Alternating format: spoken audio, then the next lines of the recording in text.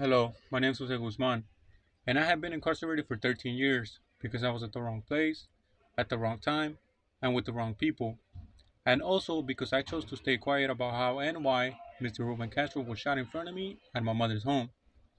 And that choice was simply a byproduct of generational wounds, childhood trauma, and unresolved pain.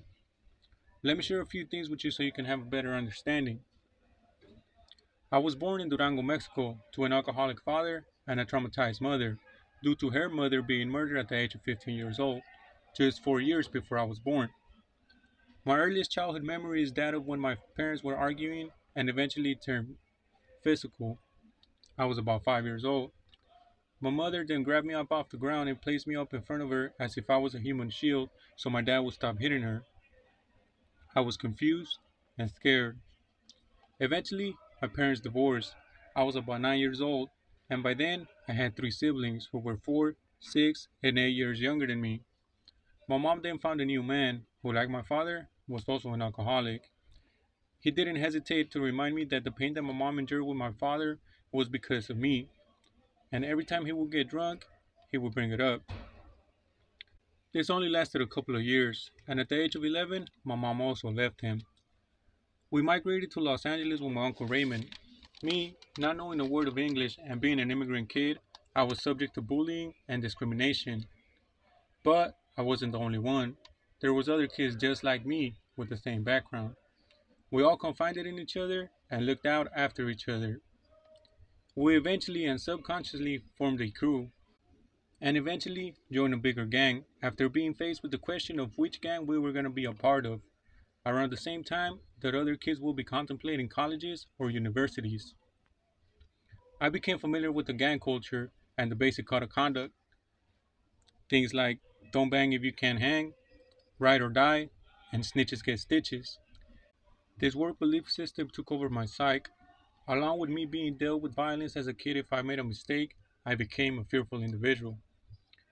But all this pain that was accumulated eventually became numb at the age of 15 years old when I was introduced to cocaine, crack, and meth. It was at that moment that I adopted a new persona. I picked up a broken mask and placed it over my wounded child's face. From there on, my objective was to keep my emotions and pain at bay and to continue to self medicate myself by any means necessary. That was my life's purpose. Until about October of 2010, when I found out I was going to be a father. Then, and only then, did I start to wonder about the future and how it would be. And I knew that I had to start making changes if I wanted to be the father that I always wanted but never had.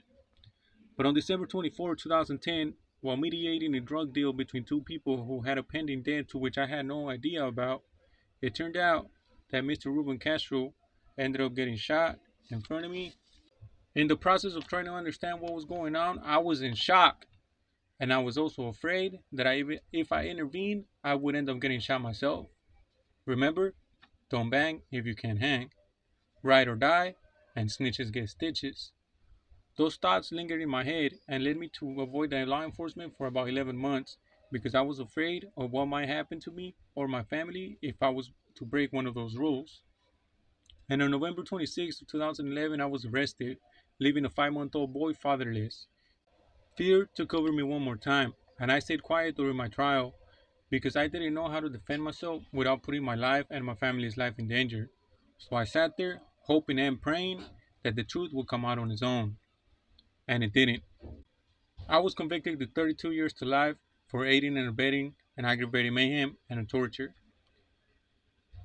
It has only been during my imprisonment and years of asking myself why did this happen to me that I began to know myself and the decisions that were made in my life, even the ones that were made before I was even thought of. It was then that I faced painful and liberating emotions and started to be familiar with them. This led me to see clarity in my life and gave me the strength to begin breaking the cycle and finding healing, not just for me, but also for the generations that are coming after me. And that, ladies and gentlemen, has been my biography thus far. Thank you for allowing me to share with you, and I will see you on the next one.